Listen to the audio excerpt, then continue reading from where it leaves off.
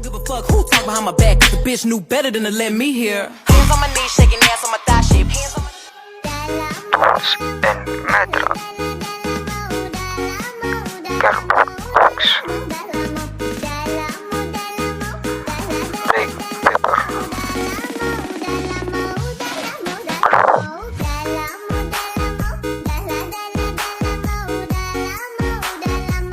scissor, pen, tool,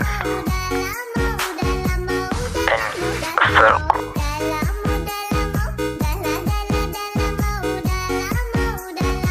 Okay, step. Draw the pen box pattern on the cardboard. Scissor according to the pattern. Form the cardboard into a framework and glue it using glue. Thus forming pen box framework. Wrap the box with black paper. Next, make a bigger box than the previous box and close. Wrap the big box with black paper like the previous box.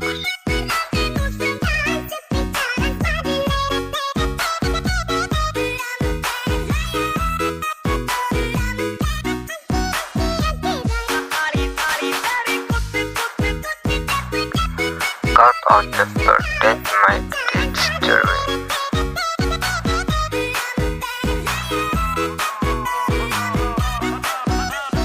So that the pen box is more attractive, decorate according to your taste. Then, take the Velcro using glue to lock and let open the pen box.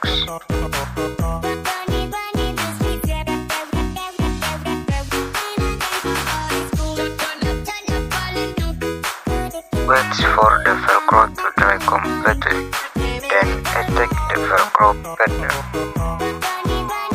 If it's dry, attach the Velcro.